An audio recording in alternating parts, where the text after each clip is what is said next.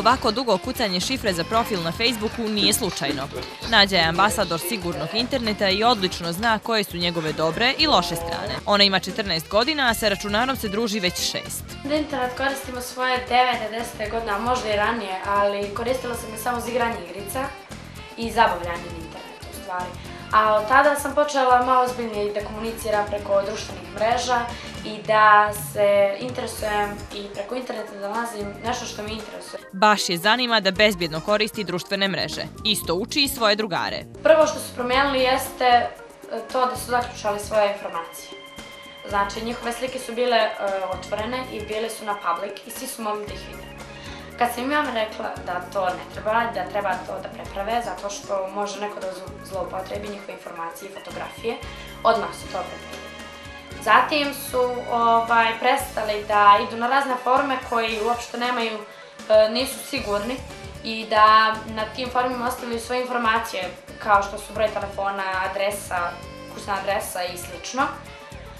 Nakon toga su počeli da biraju sajtove koje će da posjećuju.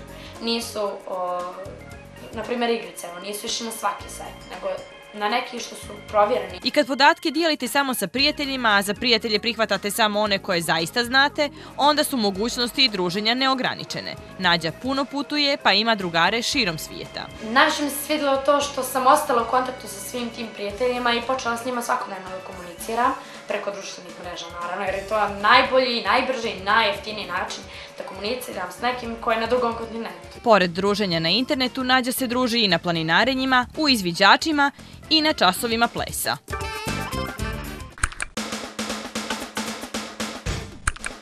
Kako Nađa i ostala djeca iz Nikšićkog umjetničkog centra Klik plešu, vjerovatno možete provjeriti i na YouTube-u.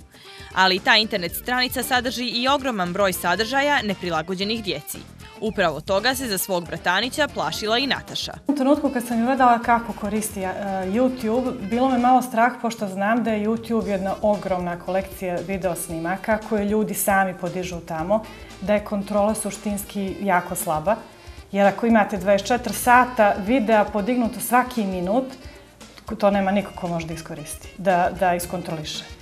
I u tom nekom strahu sam počela da kopam, da mu tražim na koji način da se zaštiti u svemu tome. Baš to predlaže i drugim roditeljima, da uče i podešavaju računare koje koriste njihova djeca.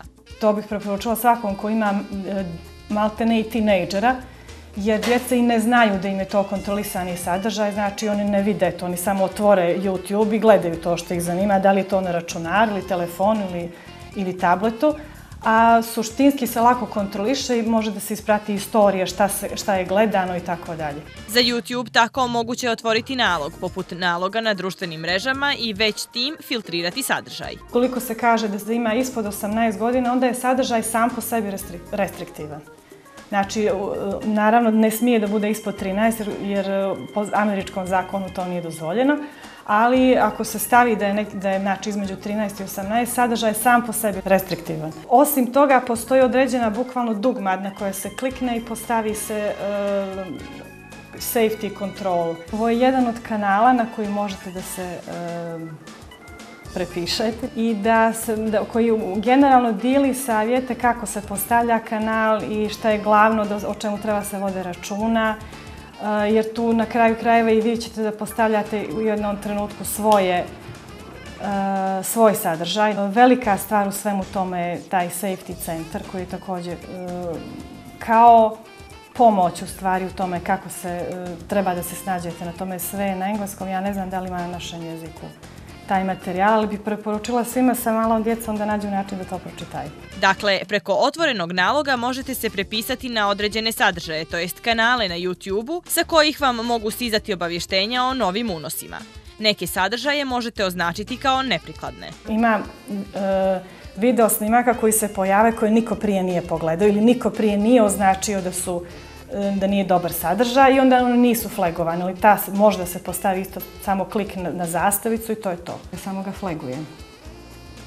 Znači, taj report mi daje razne opcije u kojima ja naglašavam da li je to seksualni sadržaj ili nasilni ili imaju govor mržnje i tako dalje. I onda se, znači, ubaci se nešto, označi se na neki način da to nije adekvatna. Dobre možete staviti na listu omiljenih videa, a mala djeca će onda samo te videe i gledati. Kad se pronađe video koji vam se sviđa, označite ga kao favorit, odnosno omiljeni, i onda dijete kasnije može samo da vidi te snimke sa strana koje oni vole da klikću, da gledaju samo te snimke koji su već tu prihvaćeni na neki način da se gledaju.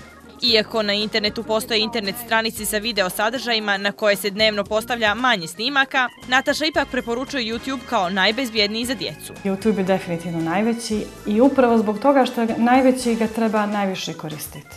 Ja volim i Vimeo i volim i onaj Vine.co koji je sad počeo sa 6 sekundi snimkom i tako dalje, ali tu sadržaj nije toliko organizovan i nije tako dobro restriktivan, kad treba da bude restriktivan. Znači, što se tiče djece na internetu, mislim da YouTube treba da se koristi mnogo više nego bilo šta drugo.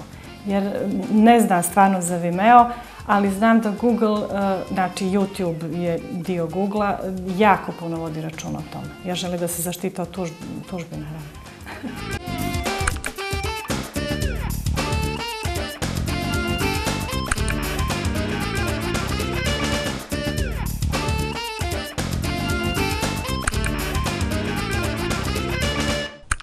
Sve najbolje tweetove ne morate tražiti u svojoj listi omiljenih. Njih skuplja i ilustruje ova umjetnica. Zombijana crta Twitter od oktobra prošle godine. Počela je iz straha da neće imati šta da radi kad završi fakultet. Iz čiste te paranoje izašlo je to da počela sam da crtam svaki dan i za to sam iskoristila internet maksimalno, tako što sam uzimala sadržaj od ljudi sa Twittera, te neke njihove zanimljive rečenice i sve to. Znači, preko Twittera, preko Facebooka, preko Tumblra stekla sam tu neku internet slavu i koja se kasnije prenijela i u stvaran život. Kad kaže u stvaran život, misli na to da je sada na ulici ljudi prepoznaju. Tweetovi su stvaran život dobili na majicama i njenim izložbama. Online je sve kao nestvarno. Koliko god da smo mi stalno na internetu i da smo stalno svi online i koliko god da je to dio našeg života, kao da nije toliko stvarno.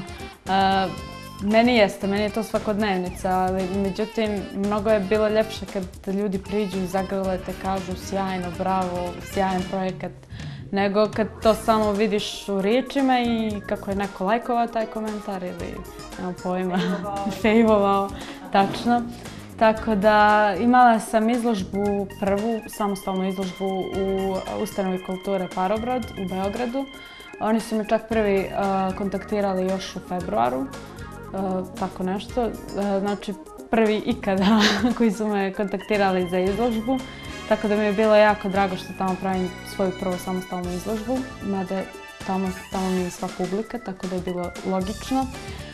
Zatim je došao Zrenjanin, Pančevo, Novi Sad i Inđija. Zombijana je za Telenor i Surfuj pametno ilustrovala najbolje misli i komentare sa Facebooka, Twittera i radionica. Kaže da inače ne pristaje da crta tweetove po narudžbi, samo one koji su njoj zanimljivi. Internet i stvarnu slavu omogućili su joj dobri tweetovi drugih korisnika, koje je sama birala. Kad nacrtam tweet, ja njega skeniram, doradim ga malo u Photoshopu i ostalim softverima, postavim ga na internet. Prvo ide na Tumblr, pa onda pošaljem toj osobi Tumblr da vidi svoj tweet i onda to objavim na Facebooku. Do sad se niko nije požalio. Kako je mnogo tweetova, a samo jedna zombijana, nije lako postati njen crtež. Andrijana mnogo čita i bira one koji imaju zanimljive sadržaje i koji su ilustrativni. Te neke rečenice koje su čak napisane prije 2-3 godine, tako da ima taj sajt, još jedan koji je povezan sa Twitterom, koji pokazuje najbolje tweetove te osobe, tako da i preko tog Favestara, Favestar FM, preko njega nalazim te najbolje tweetove, ako oni nisu dobri i ilustrativni, tražim dalje. Uglavnom, ne ograničavam sebe. Ako vidim tweet slučajno na timeline i ako je i on ilustrativan, ja ću ga svakako ilustrovati. Nema nikakvog pritiska što se tiče biranja tweetova. Iako su joj društvene mreže, to jest njihov sadržaj, donijeli inspiraciju za crteže, Zombijana voli i preporučuje druge internet stranice. Last.fm, to je meni omiljeni sajt. Na njemu se, znači, staloži sva muzika koju ikad slušaš i to je stvarno sjajan sajt po meni, zato što preporučuje sličnu muziku koju već slušaš. Također Tumblr, meni on jako pomogao i baš ima taj neki lijep izgled bloga. Blogspot, to je generalno super za one koji vole da pišu. I Behance za kolege, sjajan sajt za kreiranje portfolija. Zombijanu na Twitteru prati skoro 7.000 korisnika, a na Facebooku ta brojka ide čak do 30.000 ljudi.